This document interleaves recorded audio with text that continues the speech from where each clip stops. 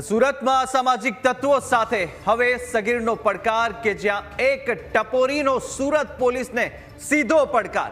છરીના ઘા માર્યાના કલાકો સુધી પોલીસ પકડથી દૂર છે। આરોપી સગીરની છાપ સોસાયટીમાં માથાભારે તરીકેની છે અને પીડિતના પિતાને સગીરે ખુલ્લી ધમકી આપી છે, જે થાય તે કરી લો તેવી ધમકી આપવામાં આવી। અપશબ્દો કહ્યા।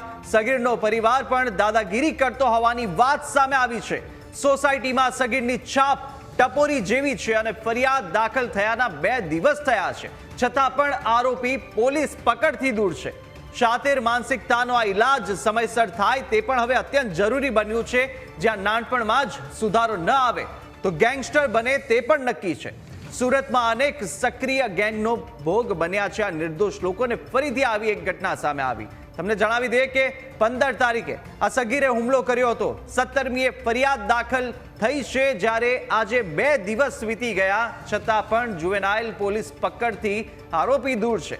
આ ઘટનાને લઈ પરિવાર ડિંડોલી પોલીસ સ્ટેશને પહોંચ્યો હતો। પુરાવા હોવા છતાં પણ ફરિયાદ લખવામાં પણ ડિંડોલી પોલીસે ભોગ બનનાર પરિવાર સાથે દુર્વ્યવહાર કર્યો હતો। બોલાચાલી બાદ આગળ પોલીસ દ્વારા ફરિયાદ તો દાખલ કરાઈ, પરંતુ પરિવાર કહી રહ્યું છે કે પોલીસ આ મામલે કડક કાર્યવાહી કરે અને બીજી વખત અન્ય કોઈના બાળક સાથે આ પ્રકારની ઘટના ન બને તે માટે પણ પોલીસને કાર્યવાહી કરવા માટે અપીલ કરી હતી। સાંભળી લઈએ કે ભોગ બનનારના પિતાએ શું કહ્યું છે। શું તો અમને બી ખબર નહીં, એને ઓળખતા બી નથી, અમે કાર રહે છે એ બી અમને ખબર નથી। અને મારે આ મોહલ્લામાં 20 થી 25 વર્ષ થઈ ગયા, એને મેં ક્યારેય નહીં જોયું છે, પણ અમને આવેલો હોય તો એને મને કંઈ ખબર નહીં હોય। આપણે કંઈ એવી કંઈ દુશ્મની કંઈ નથી। અને એ પોયરો બી કંઈ વધારે 15 થી 17 વર્ષનો જ છે। અને મારો પોયરો બી 10 વર્ષનો જ છે। એવું કંઈ દુશ્મની બી નથી, કંઈ એક હાથે બને બી નહીં। બને છે કે નહીં એ બને છે અમને બી ખબર નથી। પણ એ ક્યારે બી ગલીમાં ચક્કુ પિક્કુ રાખે છે।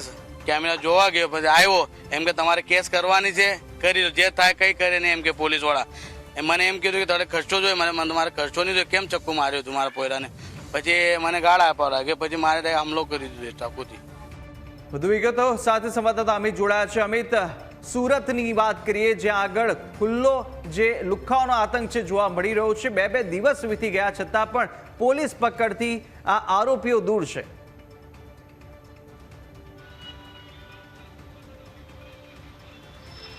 જી ચોક્કસથી આ ઘટના છે 15 તારીખની ઘટના છે કે આજે 15 વર્ષનો કિશોર છે 15 તારીખે 10 વર્ષના બાળક પર હુમલાનો પ્રયાસ કરે છે।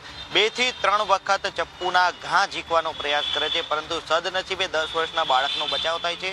2 દિવસ બાદ બાળકના પિતા જ્યારે સીસીટીવી જોવા માટે જાય છે ત્યારે ફરીથી આ કિશોર ત્યાં આવે છે અને પોલીસ કંઈ કરશે નહીં એવું કહીને સગીરના પિતા પર ચપ્પુ વડે હુમલો કરે છે। ન માત્ર આજે કિશોર, પરંતુ કિશોરના મામા, તેના પરિવારના સભ્યો પણ આજે ભોગ બનનાર વ્યક્તિ છે તેના પર તૂટી પડે છે।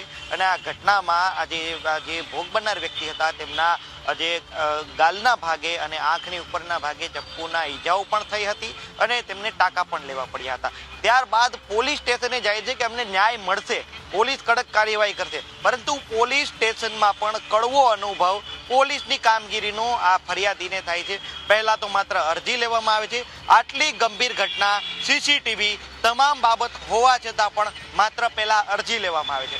ત્યારબાદ પરિવારના સભ્યો અને અન્ય સંબંધીઓ પોલીસ સ્ટેશન પર જાય છે, પોલીસ સાથે બોલાચાલી ઉગ્ર બને છે।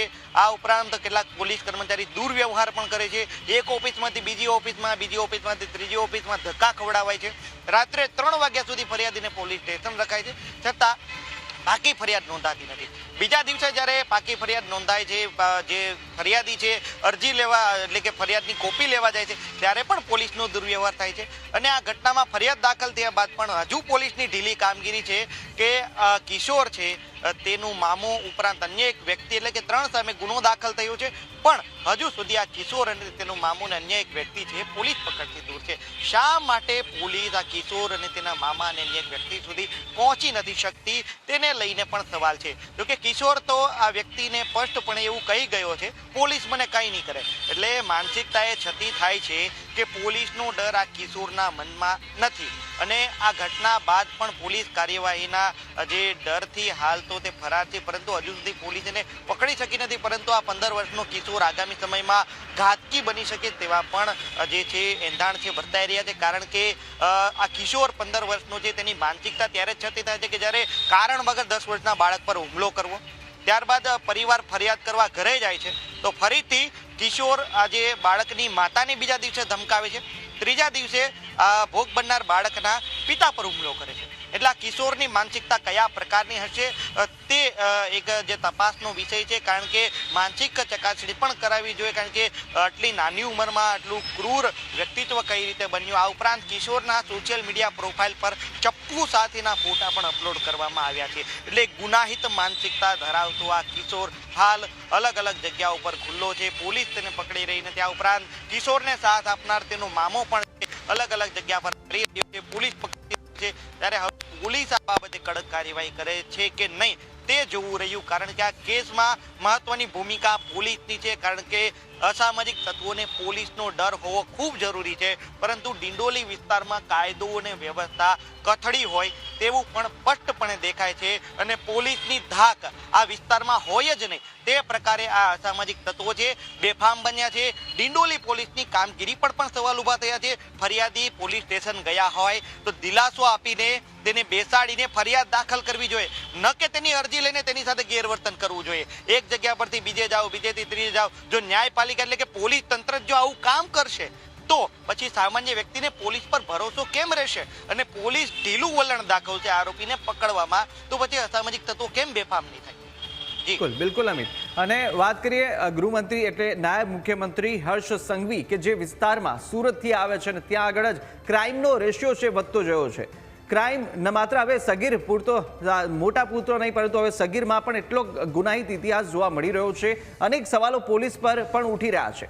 આટલા સમય વીતી ગયા છતાં પણ હજુ સુધી સગીર છે તે પોલીસ પકડથી દૂર છે. આમાં પોલીસનો હાથ લાંબો છે કે પછી ગુનેગારોનો, તેને લઈને પણ સવાલ થઈ રહ્યા છે. શું શંકાઓ જઈ રહી છે અને સમગ્ર જે કાર્યવાહી છે પોલીસની તેની સામે કેટલા સવાલો સ્થાનિકો પણ કરી રહ્યા છે?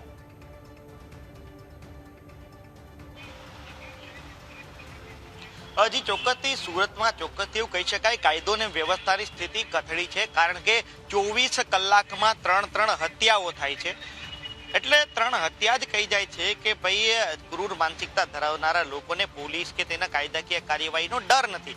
પોલીસે કલકાતે કામગીરી કરવી જોઈએ, પરંતુ ઉલટાનું પરિવાર આજે ભોગ બનનાર પરિવાર હતો, 10 વર્ષનું બાળક અને તેના પિતા પોલીસ સ્ટેશન ગયા હતા અને પોલીસે જે વર્તન કર્યું તેનાથી આ બાળક પણ ગભરાઈ ગયું અને બાળકને ઘરે મૂકવા આવવું પડ્યું તેવી પરિસ્થિતિ છે જોવા મળી હતી. એક વિડીયો સોશિયલ મીડિયામાં વાયરલ થયો છે, જેમાં આ જે ભોગ બનનાર પરિવાર છે પોલીસ સ્ટેશને ફરિયાદની કોપી માંગવા ગયો હતો, ત્યારે એક અધિકારીએ કોલર પકડ્યો હોવાનું પણ આ વિડીયોમાં છે અવાજ આવી રહ્યો છે કે જે તે વ્યક્તિ મોબાઈલમાં શૂટિંગ કરતો હોય તો મોબાઈલમાં શૂટિંગ નહીં કરવાનું, કામગીરી નહીં બતાવવાની. અને પોલીસ જે કોલર પકડતી હોય તેવું પણ આ વ્યક્તિ કહી રહ્યા છે કે મારો કોલર તમે શા માટે પકડો છો? બરાબર જવાબ નથી મળતા.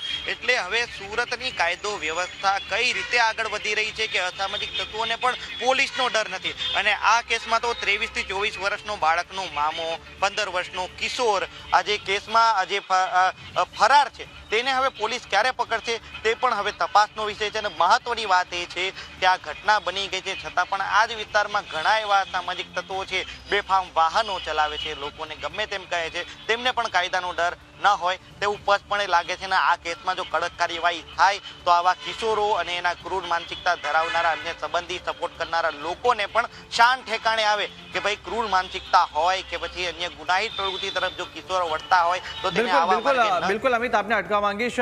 એસીપી નીરવ ગોહિલ આપણી સાથે ફોનલાઈન પર જોડાયા છે. ગોહિલ સાહેબ, જે રીતે આ ઘટના સામે આવી છે, સગીર 2 દિવસથી હજુ પણ ફરાર છે, પોલીસની કાર્યવાહી પર અનેક સવાલો પણ સ્થાનિકો ઉઠાવી રહ્યા છે. આપ શું કહેશો, કઈ દિશામાં અત્યારે તપાસ ચાલી રહી છે?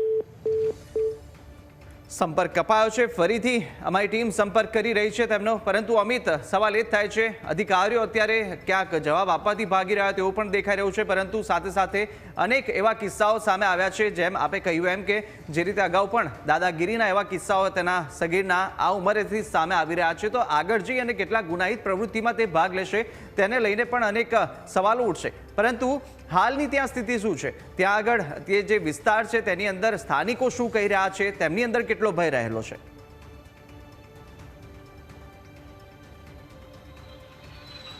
ચોક્કસથી ન્યૂઝ કેપિટલની ટીમે ગઈકાલે